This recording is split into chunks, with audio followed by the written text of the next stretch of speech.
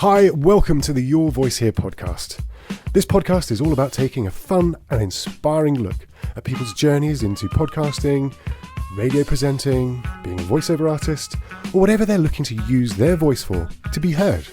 My name is Jeremy Chapman, and I'm the host of this podcast. On this episode, we're going to be talking podcasting, and I'm joined by Oli Jackson, host of the Slimson Podcast.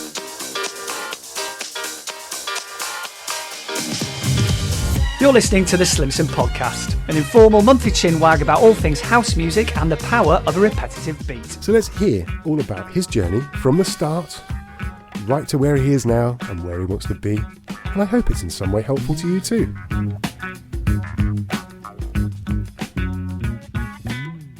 Joining me today on the Your Voice Here podcast is an actor, a voiceover artist, and podcaster himself, an all-round lovely chap. I'm joined today by Oli Jackson, host of the Slimson Podcast. Hello, Oli. How are you? I'm very well, thank you, Jeremy. Thank you for inviting me on your podcast. It's nice to be a guest. Having done lots of interviewing myself recently, it's kind of nice to be on the other side of the have different shoes on today. Yeah, exactly. Yeah, it's all cool. Well, thank you so much for joining me. It's great to have you here. And I'm going to ask you a few questions about your podcast and various bits. And I'm sure some other questions will come from it. But to begin with, Oli, how about you tell me and all the listeners about your podcast? Yeah, well, the Slimson Podcast came about because I have a brand called Slimson, which is a clothing brand based around kind of memories of house music and electronic music from back in the day. I'm a certain age now where I still enjoy going out and listening to music and still have lots of friends that do that. But I had a feeling that it would be nice to celebrate certain clubs and certain times from way back. And that's what Slimson, the brand, is about. Slogans and kind of famous lyrics on T-shirts to do with house music. And I thought to myself, well, there's also perhaps a place here where we could get those characters from that time onto a podcast, into kind of an area, and create episodes where we could interview those people and sort of celebrate those times for our audience and for our customers. And so it started off a bit like the brand, really. It's a bit of a happy accident. And then I kind of wanted to do the podcast. I work as an actor, I work as a voiceover artist, as you say, but I didn't really know how to go about that. And obviously I know you, Jeremy, and you just starting Your Voice Here production company, and your ability to help with the podcast has been massive. So yeah, it was a kind of the two things coming together, I guess, at the right time. It was an opportunity as well for me to kind of chat, and I like talking and using my voice. And I thought, podcast seems to be a very, very popular medium. Well, it's a crazy medium. Everyone loves it. I love listening to podcasts, and I just thought it'd be nice to maybe ask some people if they'd like to come on. And I was just super, super lucky. I've had some really great guests. We've had Mr. C from the Shamen. He's a good. He's a good, that's right. Oh, yeah. Legend. With water. And Danielle Moore from Crazy P. We've had loads of people. And it's like everything really, Jazz. I find that if you ask people, most people are really nice and they'll say yes if you kind of ask politely, and just ask these characters if they'd like to come on the podcast. And it's been great. We've had really good listening figures. And it's just another tool, I think, for me to sell stuff on Slimson, and just to keep me creative in between the jobs as an actor, that sometimes I'm busy, sometimes I'm quieter. So yeah, it's great, really. That's how it came about. Because you are spinning a lot of plates. Obviously, you're an actor. You do a little bit of DJing yourself as well. I do. So yeah. You're a man of many, many talents. Yeah, so master of none, but yes, I do lots of different things. Yeah. Oh no, I mean I've had you DJ for me a few times as well, and I thought you were sensational. Oh, bless you. Thank you. You were, in fact, a few years ago now, I did a one-off. I'd like to bring it back, but an entertainment evening, comedy and entertainment called Heavy Petting on a Thursday night. That's right, which we did together in Berkhamsted, which we is amazing. Did, and you DJ'd. We had it was like a sort of cabaret night, and then you did a little DJ set afterwards, and it was great fun, wasn't it? It was brilliant fun. What a great laugh, and I'd like to do more of those, because like you were saying, the live events and live music and just going out and doing those sorts of things really took a knock. So important. They're so important. I think we realised how important they were with lockdown. Yeah, so definitely. With your podcast, you were bringing that back to life, really. You're creating that feeling of, we don't, as we get older, we don't want to feel like we're left behind. And there's a whole generation of people that were with house music at the start, the first time around. And they're thinking, well, we don't want to switch on to classic FM yet. I'm still happy to be listening to house music, and I want to hear about these stories. I still want to feel that actually that youngster in me is still there. And I think some of the interviews you've done, Mr. C, wow, that was just, for me, from the Shamen, was was incredible. What a fantastic guy. We had to split it over 2 parts. Yeah. I mean, he was just brilliant, as you say, Joe. I mean, and it was kind of really important to me to try and get him onto the podcast because the T-shirt that kind of launched Slimson and the reason that I have a clothing brand celebrated various clubs in London, but one of which was The End, which of course Mr. C has been a DJ, longer than he's been a pop star, and he also. He was the man behind that nightclub. So to get him on and to hear from the horse's mouth about the process of getting that club from the ground up and starting it and all the amazing things that happened in that nightclub, it was just incredible, really. Oh, amazing. And as you say, there's such an appetite for people to go back and to talk about that time and remember that time, pre-mobile phones. And these are all people now. A lot of these people have got kids, but they're still, they're going to Ibiza maybe once a year. They're still listening to that music. They may have grown up a little bit and don't go out as regularly, but there's such an appetite for it. So I kind of feel proud, really, to be, giving people the opportunity to go and hear these stories, and it's something that I've created. I was there on the dance floor. I didn't DJ then. I've only really DJed in the last 9 to 10 years. Taught myself quite late on with that, but I also always loved house music and acid house culture, excuse me, and everything that went with that. So really excited to get him on as the first guest, and that gives you a little bit of clout, I think, when you have somebody of that caliber to then go forward and try and get better people for future episodes. And so it's exciting, really exciting, and learned a lot from you as well of the technical side of things, which I didn't know anything about, and that's not my skill.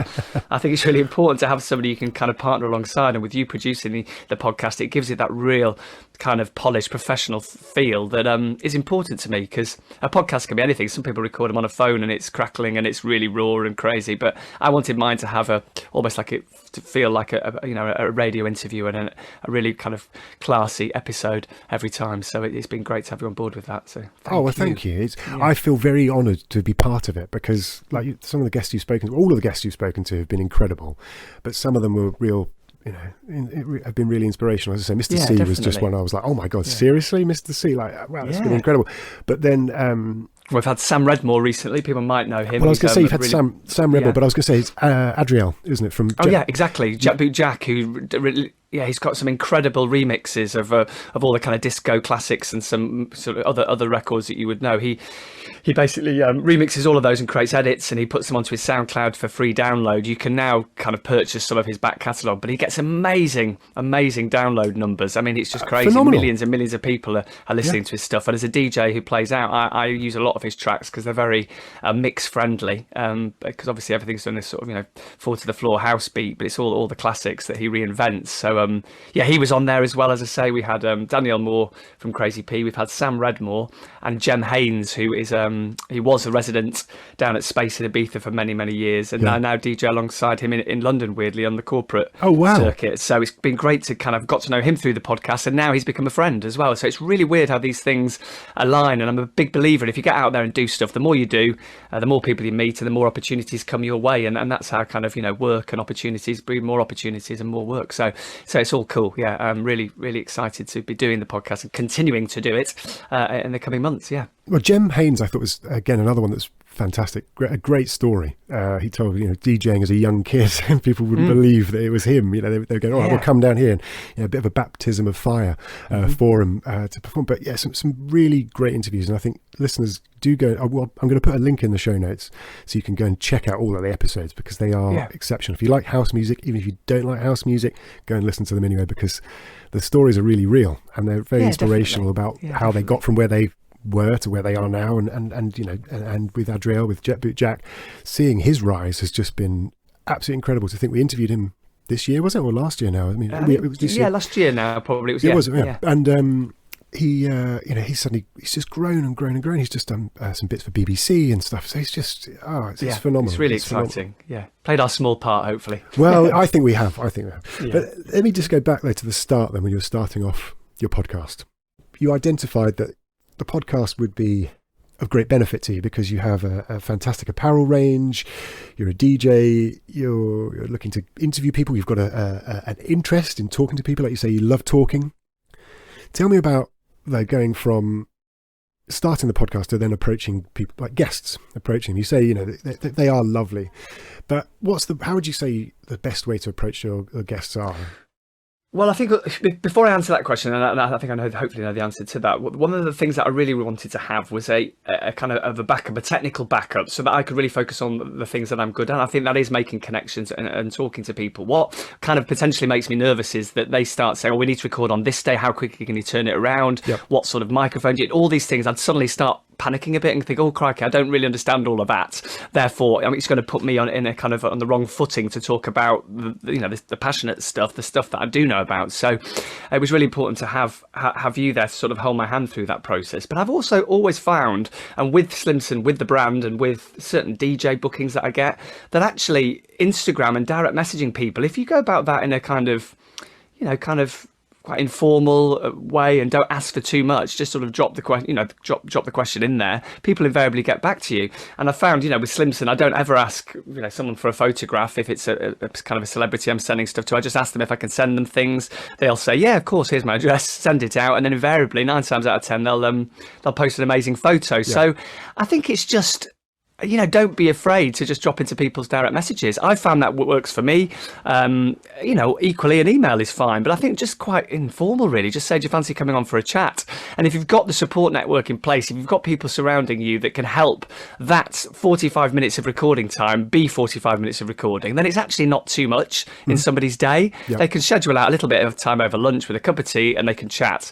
What would have made me nervous, as I say, to repeat myself, is if I'd have had to be then fretting about the ramifications if something doesn't work technically. That would have stressed me out. I probably wouldn't have bothered starting. It would have put me off, quite frankly. So without wanting to blow too much smoke up your behind, to have you or whoever that producer might be for a podcaster, I think is really important. I've learned the technical skills when I'm DJing to a point, but I'm not hugely tech savvy, and tech things can make me a bit nervous. So it was really important just to have that so that I could focus on just trying to hopefully charm somebody into agreeing to do an interview, and then just crack on with the interview. And it's great to know that at the other end of the line is you, Jeremy, my producer, just there, just in case anything should go awry. And it means you can focus on the stuff that you're good at, so play to your strengths, and just direct message people, in my opinion, if you like Instagram. That's what I'd say. Well, I think it's I'm glad you say that, and thank you again. I'm getting a big head. My headphones are expanding. But I would agree with you, because I think what you've got to try and when you start a podcast, you've got to sort of break it down and look at what is involved with doing it. First of all, there's a big time commitment. Then there's a level of investment or technical knowledge. So if you haven't got the technical knowledge, then you might need to invest in an editor or a producer. Then some investment in some equipment and various bits like that. So it is quite daunting, and trying to sort of put it all together can just make it so overwhelming that you're a podcaster, Oli, which means you're a successful podcaster, because there's a lot of people out there who have a great idea of a podcast but haven't actually taken it forward. And it's still just an idea. And I think that's what I'm trying to get at, is sometimes just break the problem down into small manageable chunks. And if it means you've got to get help, then you've got to get help, because it means then your idea is going to get going. And when you came to me with your idea, I thought, I want to be part of this. This is amazing. So, I love editing all the podcasts I do. And I don't have any favoritism, but I do love yours, Oli, because it's just something that's it's very different to any of the other podcasts I do. You mentioned about with being house music and it giving that sort of that vibe of the sort of the 90s. That's the sort of way I try and produce it as well, of giving it that sort of raw edge almost, because you don't want it to be too polished. It's got to be raw, and I think that's without blowing my own trumpet, that's the joys of a safe pair of hands around to help you. So I've been, as I say, very grateful to be part of it. But I think it's the manageable chunks that then just make it a lot easier, and to delegate some, because you can. I know quite a few podcasters who, again, they start and they get over that starting line, but then they'll maybe only do 1 or 2 episodes, because then they realise what workload is actually involved. Definitely, yeah. And I think also just getting the microphone initially, getting the right microphone, the headphones, all that kind of stuff. There was a time when I would have had all day just to sit there and sort of Google stuff and watch YouTube videos. But busy people, and a lot of busy people probably want to do podcasts. They just need to manage their time effectively. And I think you're absolutely right when you say that it can be a quick and exciting and an easy process if you have that person alongside you to support you and hold your hand. Definitely, I think it's invaluable. I couldn't do it without somebody. I'm sure people do, but in my opinion, it just makes it so much easier and so much better. So yeah, no brainer. Well, thank you again. Now, people come into podcasting and their first thought is, I know this first episode is going to get 10,000 downloads easily. Yeah. They go in slightly with unrealistic expectation levels. Did you have any of those at any point?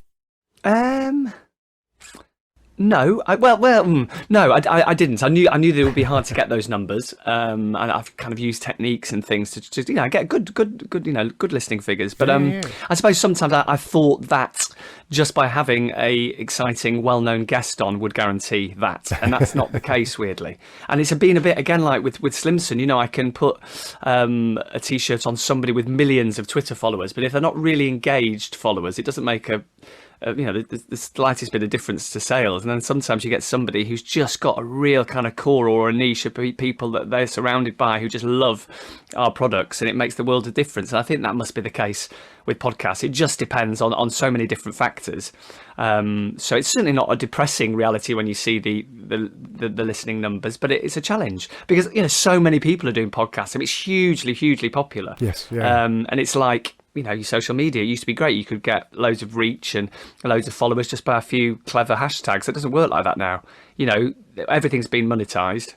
Everything you need to pay for to get results. That's true of social media. And I'm sure you'll know more about this than me, but that's probably true of podcasting.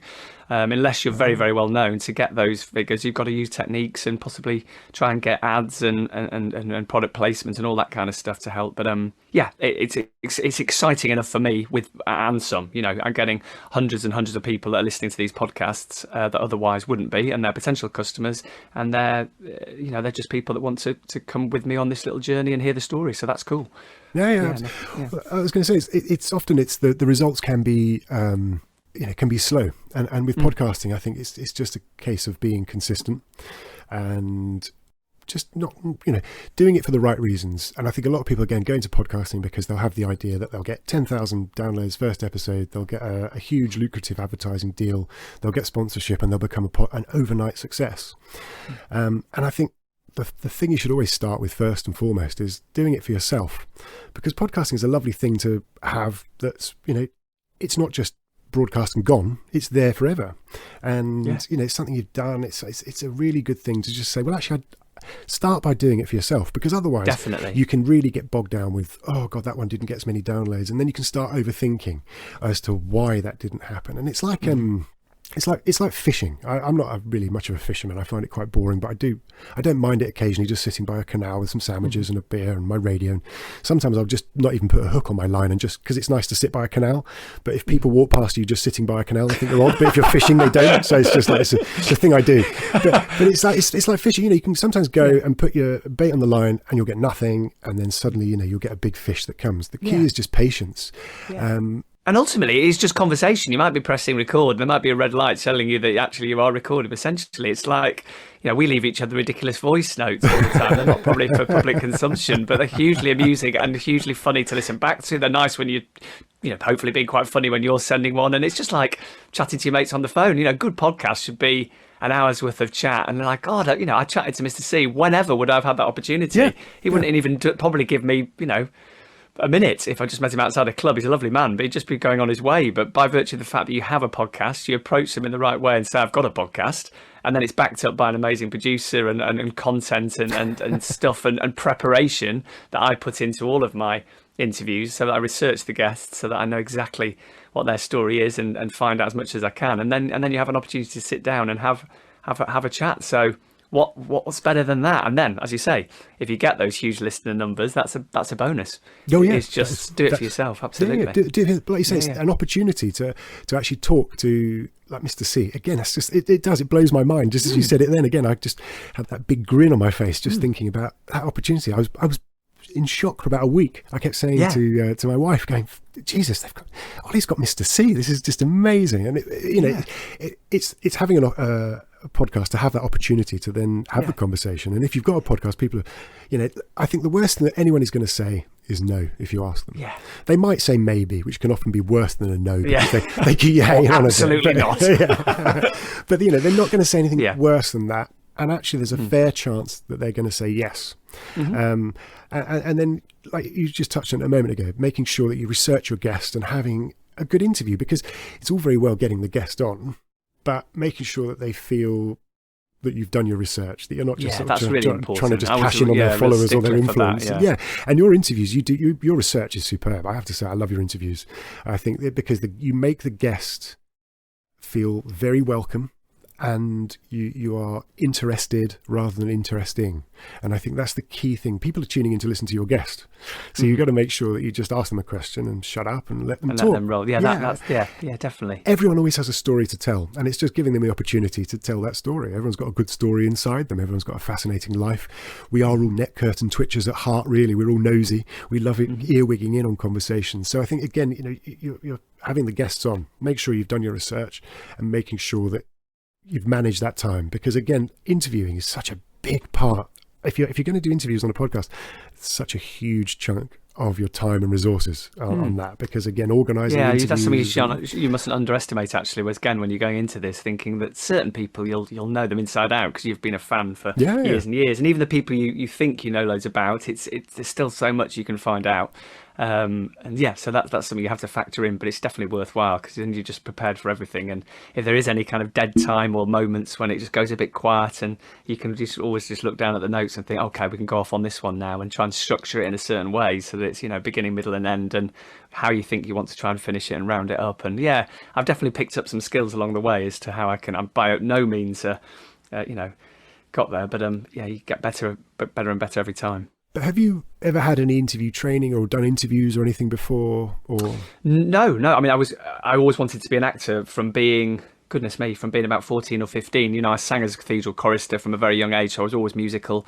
And through doing that, I got into musicals, and through musicals, I got into theatre, did National Youth Theatre. So I was always very, very driven from a kind of theatre point of view, and wanting to become a professional actor. I did briefly think about maybe wanting to go into journalism. But I think for me, hopefully, it's just the skills that I've picked up over the years as an actor of having to speak to people, having to be put and work under a very high pressure situation has helped me. I'm not fazed by being under pressure, and I think I sometimes operate better under pressure. So for me personally, I've found that okay. I would imagine for some people, perhaps it might be tricky, but I don't know. It's hard for me to say. It's very kind of you to say that I interview well. I think it's just something perhaps that I've kind of learnt to do, and maybe there's an element of me playing a bit of a character, thinking, how would an interviewer approach this? How would a good radio personality or a good podcaster do it? I'll try and be one of those. So, it's a little bit of smoke and mirrors, but hopefully it's just be yourself and just try and ask interesting questions and listen. Yeah. Once you've asked it, listen. But yeah, absolutely, that's the key, because other questions will come from what they're telling you. And again, it shows you're listening by asking other questions. And I think it's so important. I was asking, it's only because I think anyone listening to this might think, well, I'd have a go, but I'm not very good at interviewing. I don't think, don't see it as an interview. Everyone can have a casual chat with people. And I think that's the key thing, is don't see it as an interview. See it as a nice casual chat. Yeah, but I'm sure listen to loads of podcasts, and they're so different, all of them. Some people, it really is just a chat, literally like someone just sat down next to somebody on a, kind of a park bench or at a bus stop or on the tube, or they can work in so many different ways. You've got big TV personalities and radio presenters doing them. You've also got people that, I like tattoos, and I listen to loads of tattoo podcasts, and a guy does an amazing tattoo podcast, and he's just brilliant, but it's very, very different to a lot of the other stuff that I listen to. And I just love the stories, and I think if you just be yourself, you'll create your own vibe, and you'll get your own audience and get your own sort of followers, so I just think don't try and be anything you're not. Just do your thing. Well, no, I think you're naturally enthusiastic, and I think enthusiasm is as infectious as COVID. It just rubs off, and if you're it's painful, yeah. But you've got you've got a guest in front of you, and you're a big fan of theirs. Well, make sure you show you're a big fan of theirs by showing you. Like I keep repeating it, saying do your research, but make sure that you're interested in it. Like you said, listen to them, because it can be really daunting when if meeting a hero from your past or someone you respect. Yeah, definitely. It can be so daunting, and so making sure you've got some form of structure there that you can just fall back to if you do forget where you're going or whatever. I think it's so important. I got to interview Goldie when I did local radio a few years ago. That's amazing. And a similar experience to you. I slid into his DMs and just mentioned the word tring, and he said, phone me. Oh. So I called him and then, had a conversation, and he was I was so blown away that I could have been overwhelmed by the situation and just gone, I don't know what to fucking say. But I was I suppose it's the car salesman in me. I just had to make sure that I wanted him to like me first and foremost, because if he liked me, then chances are he's going to do this interview. And he did an interview, and originally he was only going to give me 20 minutes. And I've got a little tip that I have told you, Oli, and I'm not going to repeat it for free on a podcast, but I used my little tip. Yes. And I ended up getting an hour and 20 minutes. So sometimes you can turn that interview from just a short interview by my little tip. You can turn it into a really long interview. Yeah, no, definitely. I know the tip of which you speak. Yes. Well, that's why we had to split Mr. C's episode into two. Yeah. Because we used the tip and it worked. But as you say, when it is somebody that you kind of, either a fan of or you're just a little bit nervous about speaking to them because they've got clout, it is quite, as I say, I can operate under pressure, and I'm used to that, all that sort of feeling of dread in your stomach as they go and counting down in 5, 4, 3. And you think every part of your body is saying, look, this is just like having a chat on the telephone, and suddenly you find yourself going, oh, hello! Yeah. And why am I speaking like that?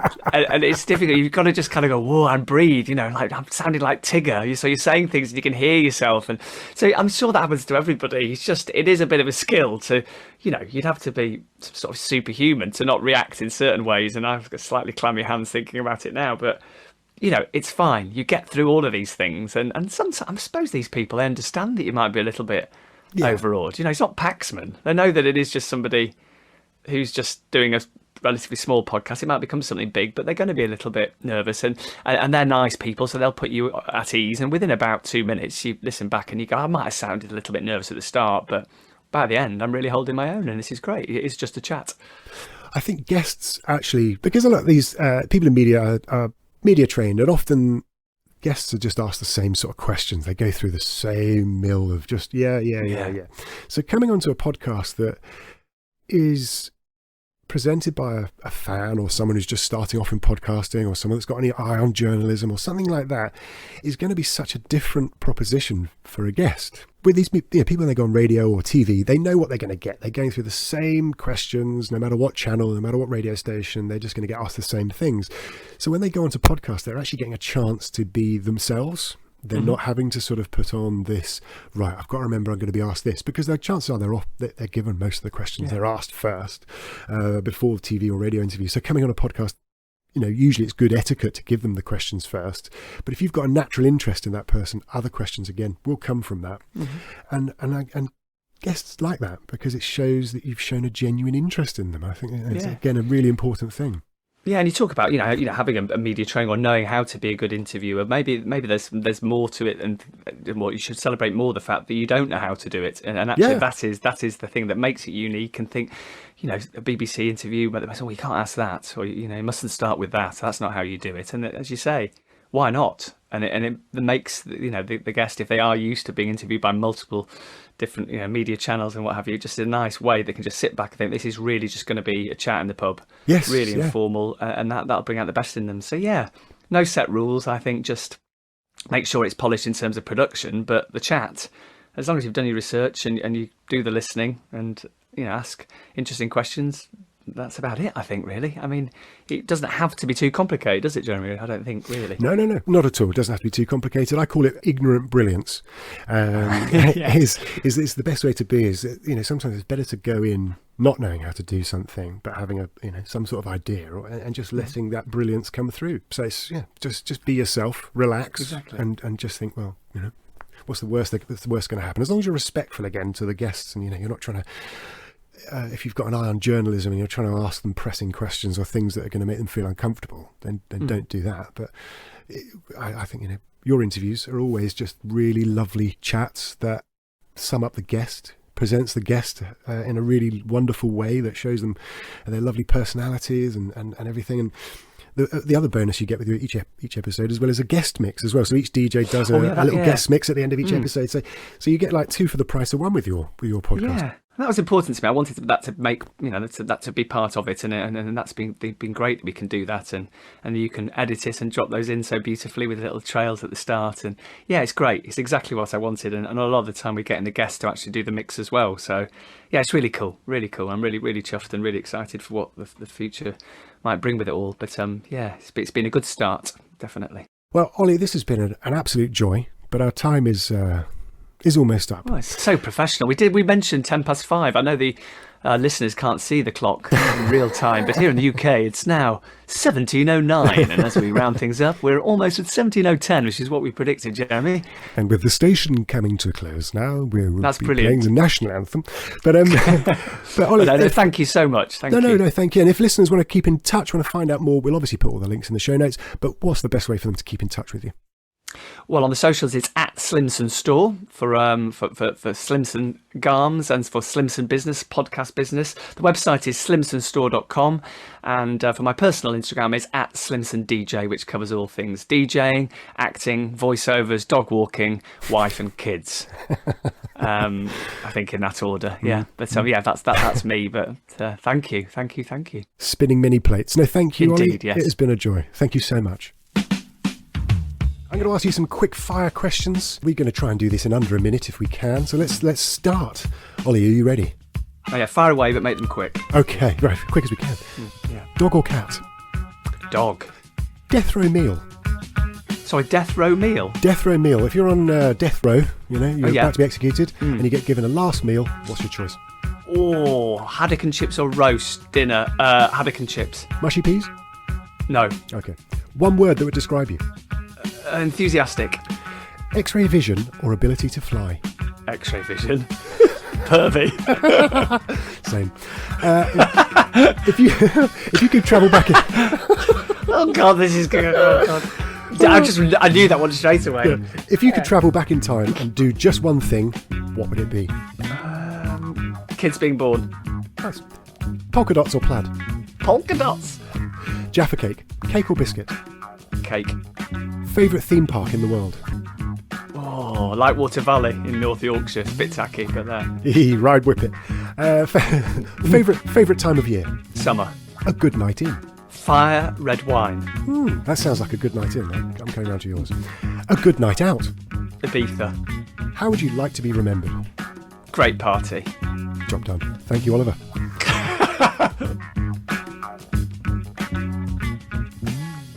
Jeremy, cut it out.